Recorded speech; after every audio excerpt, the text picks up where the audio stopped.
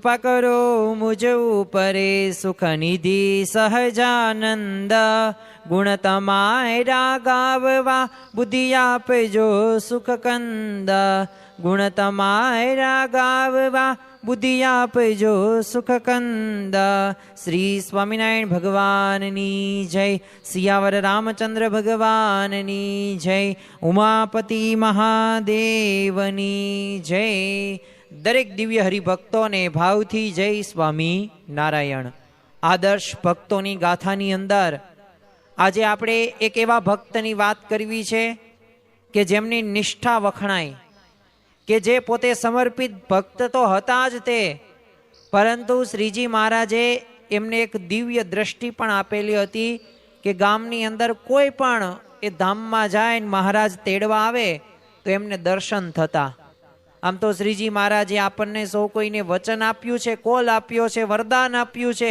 કે મારા જનને અંતકાળે જરૂર તેડવા આવવું બિરુદ મારું એ ન બદલે સર્વે જનને જણાવવું તો આ બાબરિયાવાડ પ્રદેશની અંદર જ તે એક ટીંબી ગામે કોળી ભક્ત એક વીરા સાંખળ રહેતા હતા. હવે આ વીરા ભક્તના પિતા રામભાઈ એમનું નામ. હવે આમ તો પ્રથમ ભેરાઈ ગામમાં પોતે રહેતા હતા એમના પિતા, એટલે પોતે બહુ ઉગ્ર સ્વભાવના હતા. સ્વાભાવિક રીતે સ્વભાવની વાત નીકળે ને એટલે આપણને ખ્યાલ આવી જ જાય કે કોઈકને કામનો સ્વભાવ હોય, કોઈકને ક્રોધનો સ્વભાવ હોય, કોઈકને લોભનો સ્વભાવ હોય. મૂળ અનાદિ અક્ષર મૂર્તિ એવા ગુણાતીતાનંદ સ્વામીએ પોતાની વાતોની અંદર કહ્યું છે કે એક સ્વભાવ રહ્યો ને એ ગિરનાર જેવા મોટા છે અને એક સ્વભાવો ખરેખર વાસ્તવમાં આપણે એનાથી પરિચિત છીએ અને આપણે પણ ઘણી બધી વખત ક્રોધ કરીએ છીએ, માન રાખીએ છીએ.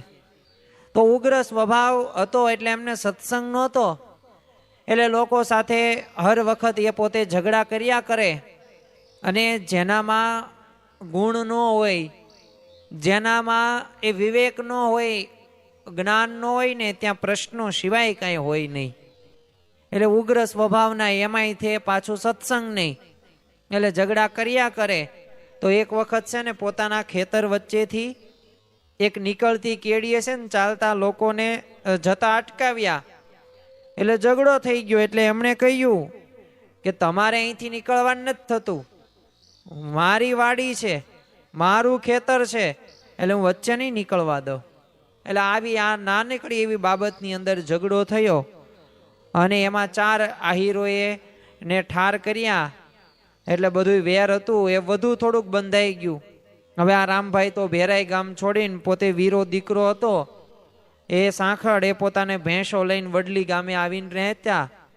ત્યાં પણ લોકો સાથે બન્યું નહીં, કારણ કે આ સ્વભાવ હોય ને એક જગ્યાએ ઝઘડો કરાવે એવું નહીં, બધી જગ્યાએ ઝઘડો જ કરાવે. એટલે ઊંટવાળા અને ચોરાળી મોલી થોડોક સમય થઈ ના છેવટે ટીંબી ગામની અંદર નિવાસ કરીને રહે છે આ વીરા સાંખળ અને એના જ પિતા હતા એમનું નામ રામભાઈ. હવે અહીંયા કૃપાનંદ સ્વામી અને ગુણાતીતાનંદ સ્વામી પોતે વિચરણ કરવા પધાર્યા એટલે ત્યાં વીરા ભક્તે છે ને આ સાધુઓના દર્શન કરવા ગયા એટલે કથા વાર્તા સાંભળી અને જ્યાં એ કથા વાર્તા સાંભળી ત્યાં જ તેમના હૃદયની અંદર શાંતિ થઈ ગઈ અને મનમાં એવો વિશ્વાસ આવી ગયો કે આવા સંતોના સમાગમથી જીવનું જરૂર કલ્યાણ થાય છે. એટલે આ વીરા સાંખળ ભક્ત હતા એ પોતે વર્તમાન લીધા, કંઠી બાંધીને પોતે સત્સંગી થઈ જાય છે. હવે આ વીરા ભક્ત તો સંસાર વ્યવહારનું ગમે એવું કામ કરવાનું હોય પણ ક્યારેય તે પ્રભુમાં વૃત્તિ રાખવાનું ભૂલતા નહીં. આમ તો આપણે જ્યારે પૂજા કરવા બેસીએ ને જ્યારે સત્સંગ સભામાં જતા હોય ને ત્યારે આપણને કથા વાર્તા યાદ ન રહે, કથા વાર્તા સંભળાય નહીં, વ્યાવહારિક કામકાજો આપણને યાદ આવે. એટલે આપણી વૃત્તિ છે ને સંસારની અંદર વિષયો, પંચ વિષયો પ્રત્યે હોય જોવા મળે છે. પણ આ વીરા ભક્તનું કામ તો કંઈક અલગ જ જોવા મળતું હતું. જેમ બોટાદના શિવલાલ શેઠની અખંડ વૃત્તિ એ ભગવાનમાં જોડાયેલી હતી એવી જ વૃત્તિ આમની જોવા મળતી અને પાછા શુદ્ધ ભાવથી એમાં પ્રેમાદ્ર હૃદયે એ ભક્તિ કરતા વીરા ભક્તની એટલી બધી ઉચ્ચ સ્થિતિ થઈ ગઈ કે બાબરિયાવાડ પ્રદેશની અંદર અંતે સમયે કોઈ ભક્તને શ્રીજી મહારાજ અંતકાળે તેડવા આવે ને અથવા તેડવા જાય તો આ વીરા ભક્તને પ્રથમ દર્શન આપે અને પાછા કહેતા પણ જાય કે આજે જો અમે અમુક ગામના અમુક ભક્તને ધામમાં તેડી જશું. અને દર વખતે શ્રીજી મહારાજ એમને દર્શન દે. તો જો આ ભક્તિથી આવી સ્થિતિ સુધી પહોંચી શકાય છે. હવે આ વીરા ભક્ત તો પોતે ખેતીનો ધંધો કરે, પણ કાંઈ પણ બાબત કાંઈ ફિકર ચિંતા કરવાની જ નહીં. ઉપાધિ વિના જેટલું કામ દિવસે થાય એટલું શાંત ચિત્તે બસ કરે. બહુ કાંઈ પેટ બળતરા કરવાની નહીં. અને ખેતરમાં સારો માલ થાય હોય, પાક તૈયાર થયો હોય અને એમાંય નુકસાન થાય ને તોય તે રાત્રિએ તો રખોપું કરવા જાય જ નહીં, ગમે એ ન થાય. એટલે આજુબાજુના લોકો કહેતા કે આ ભગત તો રોજ તમારા ખેતરમાં બહુ રંજાડ થાય, તમને ઘરમાં ઊંઘ કઈ રીતે આવે છે? એટલે ભગત આવું ગાણપણ કરશો ને તો ભૂખે મરશો ને હેરાન થઈ જશો. ગામના લોકો આ વીરા ભક્તને આવી વાતો કરે, કારણ કે વીરા ભક્તને તો કઈ ઉપાધિ જ નહોતી પાકની. એટલે વીરા ભક્તે તો ફક્ત પોતે મોં મલકાવે અને સામે પાછું એ કથા વાર્તાનું જે જ્ઞાન એમને પ્રાપ્ત કરેલું એ તો એ જગતના નાશવંતપણાની વાતો કરે અને ભગવાનના કરતા હરતાપણાની વાતો કરે. અને પાછા બીજા જે કહેવાવાળા લોકો હોય ને એ સાંભળીને તે પોતે સ્તબ્ધ થઈ જાય અને આશ્ચર્યચકિત થઈ જાય. જો આપણે ઘણી બધી વખત સાંખ્ય વિચાર, કરતા હરતાપણાનો વિચાર, રાજીપાનો વિચાર, પ્રાપ્તિનો વિચાર, આના ઉપર આપણે પ્રવચનો સાંભળ્યા હોય, પણ વાસ્તવમાં જ્યારે એવી ઘટના બને ને ત્યારે એ વિચાર આપણે કરી શકતા નથી. એટલે પ્રેક્ટિકલમાં આપણે આ વિચારો લાવી શકતા નથી. એક વખત વીરા ભક્તના ખેતરની અંદર છે ને પાક તૈયાર થઈ ગયો. હવે એ જોઈને ઘણા બધા તસ્કરોએ વિચાર કર્યો કે આ ભગત તો કોઈ રાત્રિએ ખેતરનું કાંઈ રખોપું કરવા કંઈ જતા નથી, એટલે આજે તો તક છે. અને એમ વિચારીને રાત્રિએ બધા લોકો હતા એ ભગતના ખેતરમાં ગયા અને શેઢે ઊભા રહીને પેસવાની તૈયારી પોતે કરતા હતા. ને ત્યાં તે માણકી ઘોડી ઉપર છે ને શ્રીજી મહારાજે ખેતરની ચારેય તરફ એ રખેવાળી કરતા જોયા. એટલે તરત તે છે ને છાના માના હતા એ બધા ત્યાંથી ભાગી જાય છે, કારણ કે મહારાજ પોતે ધ્યાન રાખતા હતા. તે એ પ્રમાણે 2 વખત એ લોકોને જોયું એટલે એમ થયું કે આ ભગતે કોઈક છે ને રખોપ્યો તો રાખ્યો જ હશે અને ખેતરની ભારે દેખરેખ રાખે છે. એટલે આવું એમના મનમાં વિચાર આવ્યો અને એ પોતે ત્યાંથી નીકળી જાય છે. એટલે ભગતે કીધું જો ભાઈ મેં તો કોઈ નહીં રાખેલ નથી, હવે પ્રભુને ભળાવ્યું છે અને એમને જેમ કરવું હોય એમ કરે, આપણે કંઈ ચિંતા કંઈ કરવાની ન હોય. હવે ભગતની આ વાત સાંભળીને ઓલા લોકો હતા ને એ આશ્ચર્યચકિત થઈ ગયા અને ત્યારથી એ લોકો ભગત તરફ પછી તો માનની દ્રષ્ટિથી જોવા લાગ્યા. હવે વીરા ભક્ત તો પોતે સત્સંગની વૃદ્ધિ થાય, પોતે એવા આગ્રહવાળા હતા એટલે લગભગ પોતાના સંબંધીઓને સત્સંગ કરાવી દીધો હતો. પણ એમના પિતા છે ને રામભાઈ પોતે સત્સંગી નહોતા થયા. હવે પોતે હોકાના હરડે બંધાણી, એટલે કાયમ હાથમાં હોકો રાખીને ભેંસો પોતે ચારે અને સ્વભાવ પહેલેથી જ ક્રોધી સ્વભાવનો હતો. એટલે વાતની અંદર ઝઘડો કરી બેસે. એટલે વીરા ભક્તએ આટલા બધા આકરા સ્વભાવના પિતાને છે ને શાંત કરવા માટે ઉપાયો ઘણા બધા કર્યા હતા. કોઈ વખતે પ્રકૃતિને ઉગ્રતાને લીધે છે ને અણધાર્યો કંકાસ પણ ત્યારે થતો હતો. હવે ટીંબીમાં આવ્યા પછી એક વખત ક્લેશ થયેલો તો થોડો સમય પિતાની મુશ્કેલી દૂર કરવા માટે 12 મણ નામના ગામમાં રહેવા જવું પડેલું. હવે કેવા પોતે એના પિતા સ્વભાવના કર્કશ સ્વભાવના હશે. હવે 12 મણમાં તે એક દિવસ વીરા ભક્તને દર્શન દઈને શ્રીજી મહારાજે કીધું કે આજે અમે તમારા શાળા ઘેલા ભગતને છે ને ધામમાં તેડી જશું. હવે ઘેલા ભગતને પોતે જ સત્સંગ કરાવ્યો હતો એટલે એના કુટુંબમાં કોઈ ખાસ માણસ ન હતું. એટલે શ્રીજી પાસેથી વાત સાંભળીને તરત તે વીરા ભક્ત પોતે ત્યાંથી ચાલી નીકળે છે અને ટીંબીના પાદરમાં દિવસ ઉગ્યા પહેલા પહોંચ્યા ને ત્યાં જ વાઘજી મહારાજ એ પોતે ભેંસોને પહોર ચરાવવા જતા હતા ને એમણે કીધું વીરા ભગત અત્યારમાં ક્યાંથી? તે ભગત કે 12 મણથી હું આવું છું, કારણ કે મારા શાળા છે ને ઘેલા ભગત ગુજરી ગયા છે. તે વાઘજી મહારાજ કે અમે ગામમાં રહીએ છીએ અને તને ખબર નથી અને તમને ક્યાંય ખબર પડી ગઈ દેહ મૂકી ગયો? કારણ કે અમે એ ગામમાં જ રહીએ છીએ ને અમને નથી ખબર ને તને ખબર પડી ગઈ. તો ભગત કે મને સ્વામિનારાયણ ભગવાને દર્શન દઈને કીધું છે એટલે હું દૂરથી ચાલીને અહીંયા આવ્યો છું અને તપાસ કરતા વાત હતી ને એ સત્ય પણ થઈ. એટલે બધાયને આશ્ચર્ય થયું અને વાઘજી મહારાજ પોતે સત્સંગી હતા નહીં, પણ સત્સંગી થઈ ગયા. અને એમની પરંપરામાં અત્યારે પણ એ સત્સંગ આપણને જોવા મળે છે. તો જો આ વચન આપણને સ્પષ્ટ ખ્યાલ આવે કે મહારાજનને અંતકાળે જરૂર તેડવા આવવું, બિરુદ મારું એનો બદલે સર્વે જનને જણાવવું. તો આ વીરા સાંખળ જે ભક્ત હતા ને બીજાને પણ જણાવતા હતા. ખરેખર આપણને આવો અમૂલ્ય સત્સંગ મળ્યો છે, આવા ભગવાન મળ્યા, આવા સંત મળ્યા, આવા શાસ્ત્રો મળ્યા, તો આપણે બહુ ભાગ્યશાળી કહેવાય કે આપણે એમના આશ્રિતો છીએ. તો ખરેખર આપણે આ તે પ્રાપ્તિના કેફ સાથે એ આઠેય પહોર આપણે આનંદમાં રહેવાનું છે.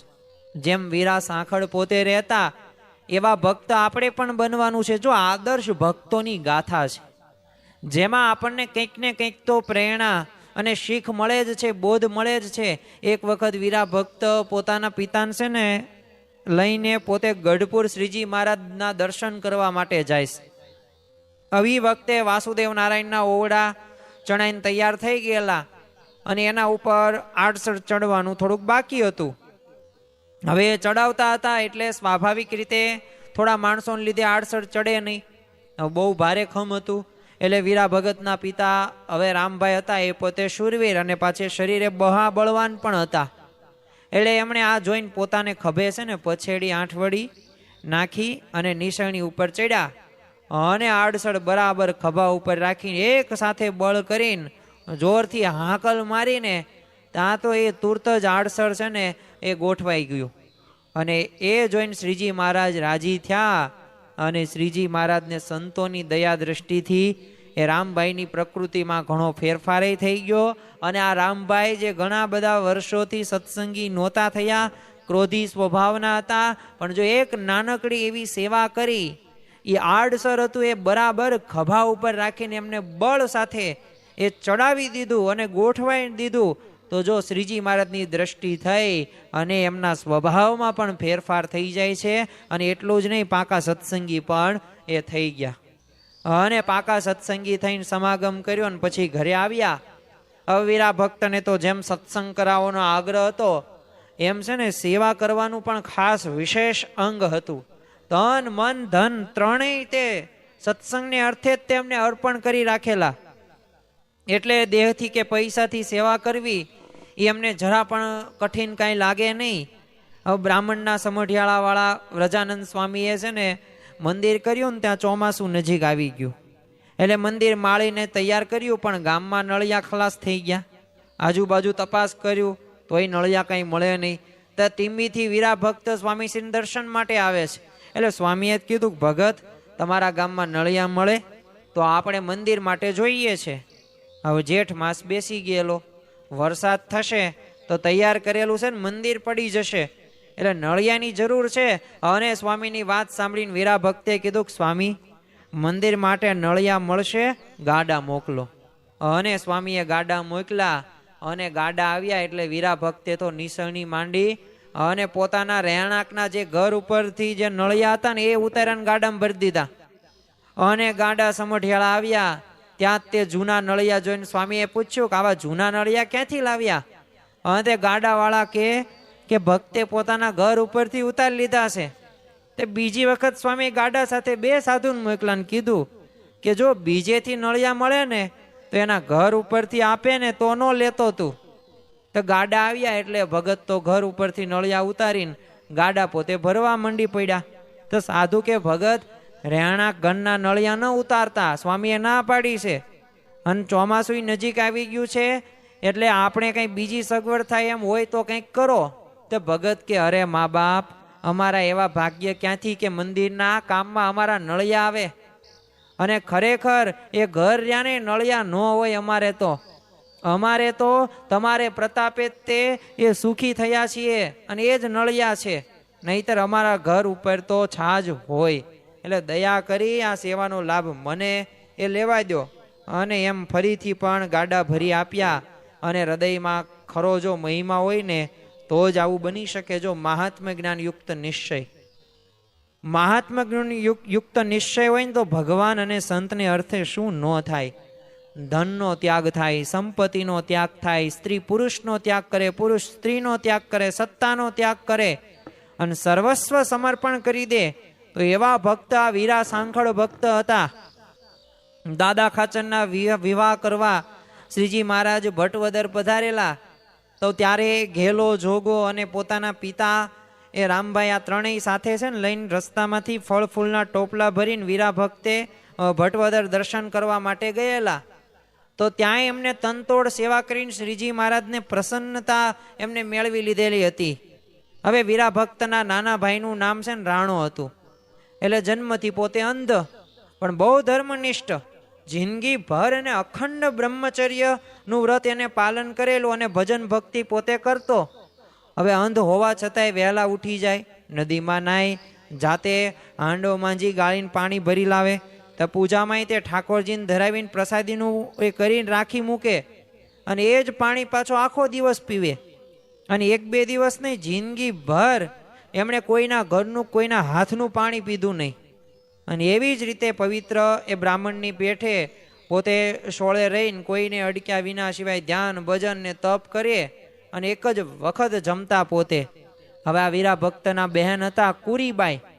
તો એમણે પણ મોટા માણસામાં પરણાવ્યા અને ત્યાં જ એમણે માથા સાટે સત્સંગ રાખ્યો હતો. ઘણા બધા વિઘ્નો આવવા છતાં પણ એ ધર્મના નિયમો એ ખરેખર પવિત્ર બ્રાહ્મણની પેઠે એવો પોતે પાળતા. ચોય તરફ એ મલિન વાતાવરણ હોય, અશુદ્ધ આહાર કરનારનો સહવાસ હોય, તોય તે ધર્મ નિયમમાં થોડીક પણ એ આ વીરા ભક્તના બહેન હતા કુરીબાઈ, એમને એ ગોણતા આવવા દીધેલી નહીં. બસ એમને તો મન એક જ વિચાર, મારે બસ ભગવાનને રાજી કરવા છે. તમે જો ઇતિહાસમાં એવા દ્રષ્ટાંતો આપણને પ્રાપ્ત થાય કે જેને ભગવાનને, સંતને રાજી કરવાનો ઉમંગ હોય ને તો એ ગમે તે પરિસ્થિતિની અંદર પણ પોતે એડજસ્ટ કરે અને ભગવાનને, સંતને રાજી કરે જ છે. હવે આ કુરીબાઈએ જ્યારે દેહ મૂક્યો ને ત્યારે 3 દિવસ અગાઉ પોતે સૂતા હતા અને એમાં એમને એવો અનુભવ થયેલો કે જાણે શ્રીજી મહારાજ રથ લઈને આવેલા અને રથ ચાલ્યો એટલે પોતે રથની પાછળ વળગી પડ્યા અને ગામને સીમાડે રથ ગયો ને ત્યાં તે કોળી નથું મકવાણો પોતે ગાયો ચરાવતો હતો. એટલે પ્રત્યક્ષ દેખાયું એટલે સાધુ રથમાં બેઠા અને આ કુરી પોતે ફઈ એ રથને કાં ચોટી પડી અને એમ દોડીને નજીક જઈને કીધું કે સાધુ રથમાં બેઠા છે ને તમે કેમ રથને અડો છો? અને એમ કહીને એને કુરીબાઈના હાથ ઝાલીને જોરથી આંચકો મારીને રથ મુકાવી દીધો અને ત્યાં તો રથ અને નથું મકવાણો હતો ને બધું અદ્રશ્ય થઈ જાય. પરંતુ કુરીબાઈને થયું કે આ ભગવાન મને ધામમાં લઈ જતા હતા ને તું નથું ક્યાંથી આડો આવ્યો? અને એમ મનમાં વિચાર કરીને થોડાક ગુસ્સે થઈને બોલે છે કે તારું નખોદ જાય. અને ખરેખર એ નથું મકવાણો પોતે નિર્વંશ ગયો. હવે કુરીબાઈના તે સગા સંબંધીઓ એમને પૂછ્યું કે હવે તમે કયા દિવસે ધામમાં જશો?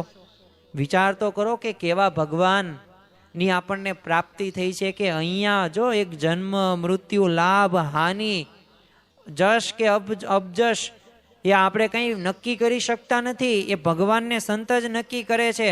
પણ જો મૃત્યુ પણ એ ભગવાન એ ભક્તને કહે છે. અને ત્યારે એ આ કુરીબાઈએ કીધું કે આજથી હું 3જા દિવસે છે ને ભગવાનના ધામમાં જઈશ. છે કોઈની તાકાત આવી કે પોતે કહે આ તારીખે હું ધામમાં જઈશ અને એ તારીખે જ જાય, એ સમયે જ જાય? પણ જો સ્વામિનારાયણ સંપ્રદાયની અંદર આપણને આવા ઘણા બધા દ્રષ્ટાંતો જોવા મળે છે. 3જા દિવસે સવારમાં બધા સગા સંબંધીઓ હતા, ધૂન કરાવીને બોલતા ચાલતા જય સ્વામિનારાયણ કહીને કીધેલું કે જો આ સ્વામિનારાયણ ભગવાન મને તેડવા પધાર્યા છે એટલે સાથે હું ધામમાં જાઉં છું અને તમે કોઈ મારી પાછળ રોતા નહીં, ભજન કરજો. અને પછી દેહ છોડ્યો અને આ જોઈને બધા આશ્ચર્યચકિત પણ થઈ જાય છે. તો જો આ વીરા સાંખળના એ દીકરા હતા અમરા ભગત, એ પણ પોતે એવા જ નિષ્ઠાવાન થયા. અને ખરેખર શ્રીજી મહારાજના પ્રતાપે જો આવા ભક્તો પોતે ધર્મ નિષ્ઠા એમને સિદ્ધ થતી અને એ આપણને એમના વૃતાંત ઉપરથી આપણને ખ્યાલ આવે. તો આવા તો ઘણા બધા ભક્તોની ગાથાઓ છે જે સમયાંતરે આપણે મળતા રહીશું. ખરેખર આવા ભક્તોના જીવન એ આપણી સમક્ષ આપણે મૂકીએ આપણું જીવન, તો આપણને ઘણી બધી અંતરદ્રષ્ટિ થાય. અને અંતરદ્રષ્ટિ કરવી જ પડશે. શા માટે? કારણ કે આપણે એવા શુદ્ધ મુમુક્ષુ થવું હોય તો એના માટે જરૂરી છે કે આપણે ભગવાન અને સંતને રાજી કરવા માટે એ આપણે અંતરદ્રષ્ટિ કરીએ. આપણામાં જે ખામી છે એ ખામીને દૂર કરવા માટે અંતરદ્રષ્ટિ કરીએ. અરે ભગવાનને સંતને રાજી કરવા માટે અંતરદ્રષ્ટિ કરીએ. તો આજના દિવસે આપણે મહારાજ સ્વામીના ચરણોમાં પ્રાર્થના કરીએ કે આ ટીંબીના વીરા સાંખળ જે ભક્ત, જે પોતે નિષ્ઠાવાન હતા, ધર્મનિષ્ઠ હતા, અને જે ભગવાનને પ્રસન્ન કરવાનું તાન હતું ને, તો એ જ તાન અમારા જીવનની અંદર પણ આવે. એવા આનંદ, ઉમંગ અને ઉત્સાહથી એ અમે ભગવાન અને સંતને રાજી કરી શકીએ ને, તો એવી બળ, બુદ્ધિ અને શક્તિ એ આજના દિવસે આપજો. શ્રી સ્વામિનારાયણ ભગવાનની જય.